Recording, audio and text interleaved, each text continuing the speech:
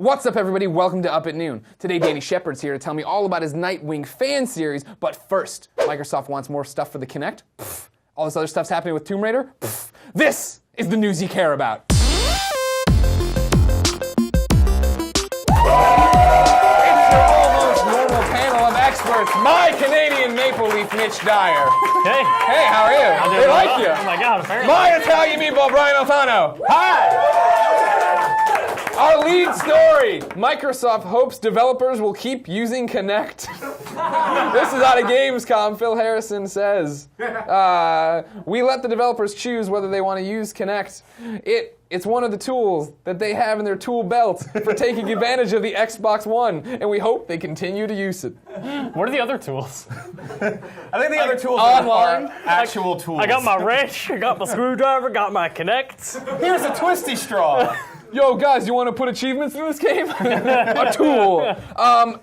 This is bad. This is bad. That bodes well. Yeah. If they wanna, we want them to, please. I mean, would it have made more sense for Xbox out of the gate to have forced Kinect on everybody?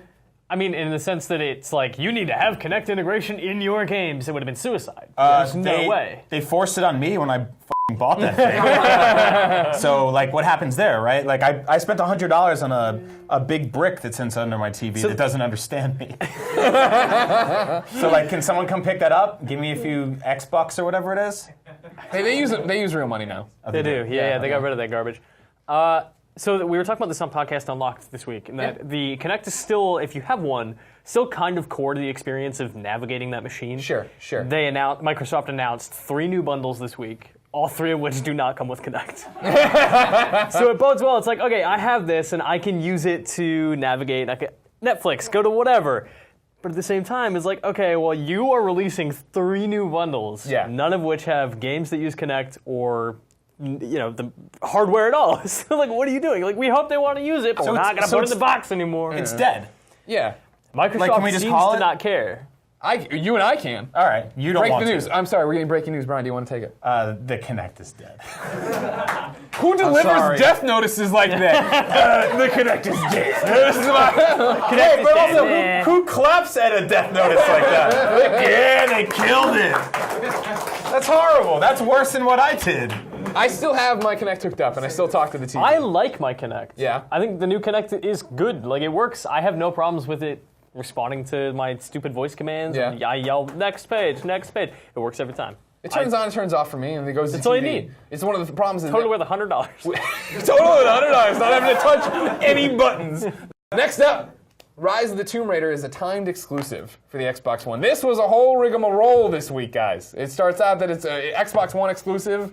It's dodgy for a day. Then they come back. People were going after Camilla Luddington on Twitter, by the way, who plays Lara Croft in the Tomb Raider game. It's your fault. Why didn't you do this? She had to tweet along with other people who like just work on the game, and they're like, hey, no one asks us what platform to put it on. I just read the script. I don't know. That's horrible. Yeah, it's really bad. I tweeted shockingly, I tweeted a picture of me eating a pizza the other day, and somebody was like, oh, cool. Do you know when Zelda's coming out for Wii U? And I'm like, the answer is not, it's not in this pizza. Like, let's keep the conversation where it should be. Like, leave her alone. You don't get your precog Minority Report pizza anymore? I would love that. Like, I don't think pizza needs to be better than it is already. Just leave it. Phil Spencer said about Rise of the Tomb Raider's exclusivity at Gamescom 2, Eurogamer. Yes, the deal has a duration. I didn't buy it. I don't own the franchise. Then people asked him about the fact that PlayStation fanboys, doctor, were they upset when this news happened? They were screaming, they were mean to Camilla Luddington, they're saying that you're not going to do this. Phil says, I get the reaction I see. If I'm a PlayStation person, all of a sudden I feel like the franchise has gone. I didn't buy the IP. I didn't buy the studio. It's not mine. Where this thing will go over time, just like Dead Rising or Rise, we'll see what happens with the game. So did anybody expect this to actually be an Xbox One exclusive when they said it was an Xbox One exclusive? At Ground Zero, a lot of people did, yes. Yeah. As soon as it got announced, they went and, you were telling me, right? They went and readjusted the Tumblr post at some point to say, like, and it's still, like, they were Rise of the Tomb Raider, coming in 2015, coming exclusively on Xbox. Sorry when I get a little worried when a billionaire gets backed in a corner and is like, we got to do something. Like, they might as well be like, F it, buy Tomb Raider. Like, I have no idea. They're crazy billionaires run that company, and they're not selling a lot of Xboxes right now. Like, they could buy Nintendo if they want and be like, oh, we just put it on a boat and sunk it. Ha ha, f it. But in a month, somebody might dig it up. Who knows? It's not my problem. Like, I don't trust anybody. How would you dig up a sunk boat? Sonar. Yep. What? You know that this was going to go badly, though, right? Like, Crystal Dynamics knew that shit was going to go sideways so early on that they pre-wrote this blog post saying, sorry about this. Like, okay, they knew it was going to go poorly, so why was the messaging what it was? Because I guess Crystal Dynamics doesn't have anything to say about that, right? When Xbox gives you the money, they get to write the story. I guess, but every other announcement was coming first to Xbox Sure. One. Debuting on consoles on Xbox One. Coming first to Xbox One. This was like, no, it's exclusive. It's an exclusive Xbox One game. I just don't understand, Just kidding. Who benefits from this, right? Like, it's... Phil Spencer? Well, hopefully, yeah, Xbox would have benefited, right? Because there's so many rabid Tomb Raider fans out there that they would have rushed out to buy it. Like, if you own a PS4, you're screwed. If you own a PC, you're screwed. If you played the last Tomb Raider game and you really liked it and you want to keep playing it on something you played it on already, unless you have an Xbox, you're screwed. The people who make the game are screwed because they're not going to sell as many copies. And then the people who work at Xbox had to pay a bunch of money to make sure other people couldn't play it. Finally, fans may have guessed the ending of Game of Thrones. Why don't you tell me? What? George Railroad Martin said, at least one or two readers had put together the extremely subtle and obscure clues that I planted in the books and came to the right solution. So what do I do then? Do I change it? I wrestled with that issue, and I came to the conclusion that changing it would be a disaster because the clues were there. You can't do that, so I'm just going to go ahead. That dude has never wrestled with anything. I'm sorry. He's wrestled with obesity. Hey, I'm wrestling with You're just swinging at this poor guy. He's just out there trying to write books. What do you call his middle name? Railroad. What do you think R.R. Martin stands for? Rocket Raccoon. This, to me, is, we were talking about earlier, non-stories, right? Yeah. No shit someone guessed the end of Game of Thrones. I'm sure we've all guessed the end of something sometime. Yeah. You know what I mean? It's like the book series has been going on forever. Everyone loves the show now. It seems like, well, yeah, I'm sure someone who's read the books and can remember all the dumb names for these characters can piece it all together. Breaking news, someone inferred something from the text you wrote. Yeah. Good job. Also, in other news related, author will continue to write the ending he planned to write. I know, right? I like that he's like, oh, he, for a second, actually. I thought about changing it. Because of two people on a message board. He's like, maybe I'll throw out my entire plan. This will be the end of it, and I'll redo this entire series. Burn these 1,000 pages. Yeah. Don't need it. No. Speaking of creators, Greg Way. Oh, that got close to hitting everyone in the room. That was the best one yet. No, I hit myself in the eye a few weeks ago. Just kidding. Second. We gotta get you lighter cards. This is getting ridiculous. I wanted to get Alexis. Speaking of creators, Greg Way, my next creator is making a Nightwing fan series on YouTube, and I can't wait to see it. Ladies and gentlemen, put your hands together for Danny Shepard.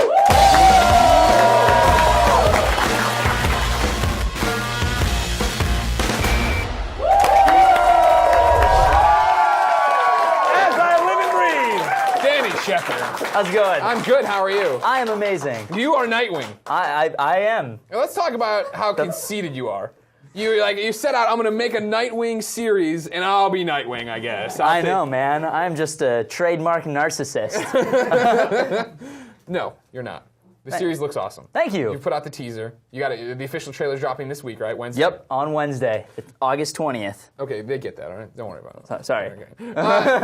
Why did you want to do this? Why did you want to make a Nightwing fan series? I mean, I grew up watching the animated series, and I feel like siblings can relate to this. I had an older brother, and he always got to be Batman. So my parents always bought him the Batman toys, and I was always Robin. So it was like Stockholm syndrome, where eventually I was like, I do like Robin. No, I'm kidding. I always grew up like loving Robin, right? Loving that character, and I remember watching the New Adventures of Batman when I was just a kid and seeing like Nightwing pop up, and I was like, who's this guy? And then you see that it's Nightwing as a grown-up, and I was like, or Robin as a grown-up, and I was like, this is amazing. He grew up. I don't have to always be in these little panties. He's a badass now. And I always loved the character since then. Started reading the comic books. Sure. Followed the character. I've just see now. Here's the thing. Everything you described is normal. That's what normal people do. We all we don't stop at some point and they're like, well, now I'm gonna make I don't know, a 5-episode YouTube series about it and have awesome stunts and effects and crazy things. That's very true. Not everybody's as weird as me. I went to film school. Yeah. Me and my, I guess, co-creator of the series, Jeremy Lee, who's also my best friend. We made a video that went viral on YouTube. It wasn't very good. Oh, come on. The series is much better, so it was a big improvement. But at the time, I had just gotten out of college, and I had no idea what I was going to do, and we were just like, hey, let's do this whole YouTube thing and see where it goes. And like, it just got, that video went viral, got super popular, and people were like, we want more Nightwing. And I was like, dude, people want to give us money to make a Nightwing video, and so let's do that. Yeah. Hopefully DC doesn't sue us. Yeah, have they sued you yet? They have not sued us. Okay. And, to DC, we love you. Yeah. We're just fans. Please don't sue us.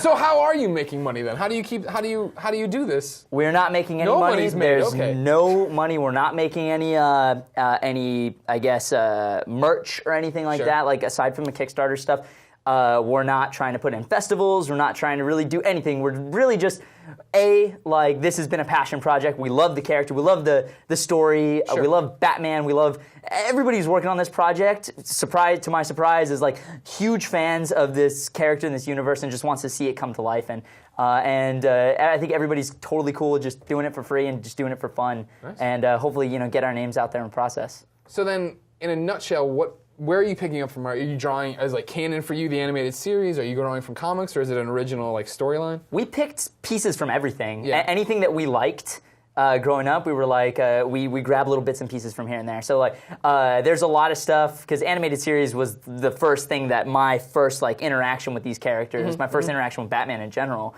even before the movies or anything. So I was like, that to me is like the ultimate canon. So we took a lot from there. We took a lot from the movies. There's a lot of people say that we took a lot from The Dark Knight, but I mean, really, we were going for more of an Arkham City vibe, where nice. this is a universe where Batman and Superman and the Justice League do exist. This is comic book cartoony universe. So Gotcha. we took little pieces of the stories. I think comic book fans are going to notice that we took there's a few scenes that are verbatim moments from the comic book. That's why you're gonna get sued. Plagiarism. I hope, yeah. Please don't sue us.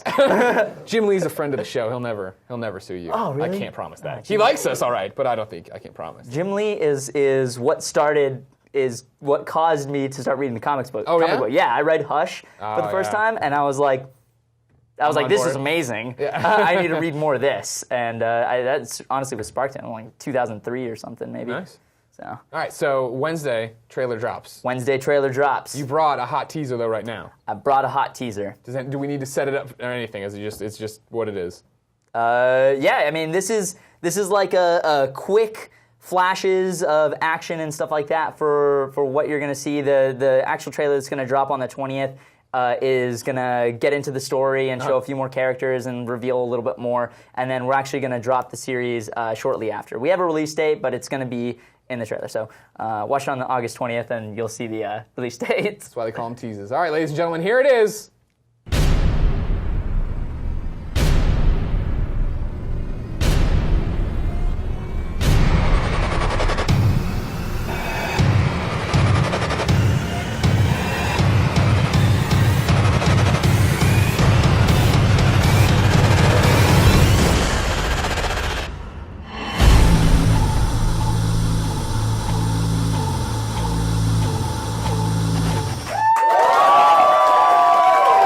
Not too shabby, huh? Thank you.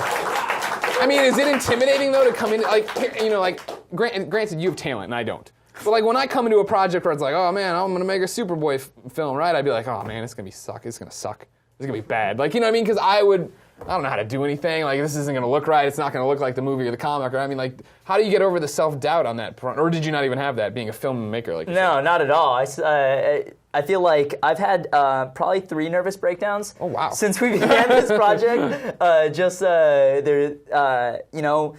We started this thing off and it was so small, and over the course of the last year and a half we've been working on it, because again, everybody on the project is working for free, nobody's getting paid, so they're all just hey, we got a weekend, can we do it? And now it's me and the core team of people just buckling down, just getting the edits done, and all of us are kind of jack of all trades, but it's it's even then, it's a super daunting thing because we've gotten all these fans and they expect so much from us now. Like, I Right. feel like they expect Hollywood quality and we're like, all right, we're going to give you Hollywood quality. We'll find a way to make it work. Yeah. And, I think a lot of people hopefully will be really, really satisfied. We were able to turn a really small budget and I think something a little bit more epic. So, I mean, yeah, it's definitely a daunting thing, especially making a fan film is something that people can compare it to. Oh, we can just compare it to The Dark Knight. We can compare it. We've seen these characters on TV Yeah. and movies before. Oh, it's just like Arrow. We get that one all the time. Oh, Yeah. it's like it's a knockoff of Arrow. Or is this in the same universe as Arrow? Is your Deathstroke going to be Australian? Excuse me. And no, he's not. Spoiler alert: he's not Australian. Did you try to get Manu Bennett? 'Cause- Our script was written. Our stuff was already being put together. Yeah. Before Arrow first season had come out on Arrow. So. You didn't try to get Manu Bennett. Well, no. He couldn't. I mean, I think you should have tried. Yeah, but we already started. But you just get rid of your Deathstroke. I'll just be like, yeah, hey, we're halfway through. We need an Australian Deathstroke. Manu, you're the only one who can do it. Come on. All right, so you're getting set off. How many episodes is the series? Gonna be 5 episodes. When do they release? Nice try. Damn it. Are they all at once? Are they going to be on a weekly, monthly basis? It's gonna be a weekly basis. We're Okay. everything's already shot, and once we release it on the first day, it's gonna come out every, I guess, Monday after that or Tuesday. Final question for you. Are you up to date on this Batman Beyond 2.0 business in the digital comics? No, I am not. You want me to spoil it for you? Are you going to read it one day? I will read it one day, but spoil it for me. Everybody shut your ears if you don't want this spoiled for you. It turns out that Bruce Wayne used to Barbara Gordon after she had dated Dick Grayson. They had broken up. Bruce and Barbara started a short fling of a relationship. Then they broke up. Then Dick came back to town. This is the animated series universe canon. Then Dick comes back to town, starts dating Barbara again. Turns out Barbara is pregnant with Bruce's kid. Dick Grayson Batman confesses this to Dick Grayson. He beats the fucking shit out of Batman. Batman doesn't fight back, of course. He's like, I had this coming. I shouldn't have had sex with your ex-girlfriend, son. And then on top of all this, while this is happening, Batgirl's fighting crime across the town, gets kicked in the stomach, miscarries. Dude, Kyle Higgins, man. I'm telling you guy. what, Batman Beyond 2.0, digital comics, awesome. I saw a picture on Twitter with him with the eye patch and with Nightwing or Dick Grayson in there with the eye patch, and I was like, dude, I need to catch up on this. Yeah. That was looking pretty good. To put an end cap on all of it, it's one of the things I love right now about being a DC Comics fan and comic book fan in general is the fact that we've gotten to the point where people with talent like yourself can go make cool stuff. People with talent can go tell stories in the DC canon, right, in the universe, and do these different things, and you can have these different one-shots. It's a great time to be a nerd right now. Really is, man. Best TV, best movies, best video games. I mean, a lot of good stuff. Batman vs. Superman, we hope you're good. Yeah, please don't skip it up. Zack Snyder. I always say the fourth time is the charm. Yeah. But your series looks good. It looks great. Trailers dropping Wednesday. Go to youtube.com/ismahawk. Ismahawk. What the hell kind of name is that for YouTube? So quick story. quick story. Sure. So I used to work at a video game store when I was in high school. Sure. And when I got hired, everyone had these super cool gamer tags, and I was like, man, it's like. I don't want to say their gamer tags in case they don't want me to, but Sure. they had all these cool gamer tags that didn't mean anything. I was like, these are awesome. I want one. Right. And so I just combined 2 words that I thought were super cool. Isma was the Persian prefix to Ismail, which was equivalent to the assassins who were originally. It's a big old history thing. That's cool. Which I thought was pretty neat. I had like an uncle or something who wrote a book on it, so I was like, cool. It's pretty sweet. So That was good, no. And then Hawk. They're birds. I like birds. Yeah. Like birds of prey, not like pigeons or whatever. Yeah. You know. But yeah, I was just combine the 2, and I was like, this sounds pretty cool. Then our YouTube channel started getting more views, and me and Jeremy were like, dude, we got to change the name. I don't think it's gonna work. Yeah. And then back at that time, YouTube didn't let you change your name, so it was either like your Google Plus name, which was just Danny Shepard, or Ismahawk. And Jeremy was like, well, dude, if you're just Danny Shepard, like, that's not cool. And I was like, Ismahawk it is. That's it. So it Stuck? was etched in stone. Wow. People call me Mr. Ismahawk sometimes. So I'll do that from now on. Oh, thank you. Ladies and gentlemen, everybody watch Nightwing the series. The teaser drops this Wednesday on youtube.com/IsmaHawk. Mr. IsmaHawk, thank you so much for coming by. Thank you for having me. Thank you to Danny Shepard, Brian Altano, Mitch Dyer, and you, my audience. If you want to be in that audience, go.ign.com/up@noon for details. As always, I'll be answering comments the first hour of this video is live, so come tell me your favorite Nightwing moment. Mine is when he beat up Batman after he f***ed Batgirl. I still can't get over that. That is just crazy shit, right? We'll be back next week with a brand new show, but until then, I'm going back to bed.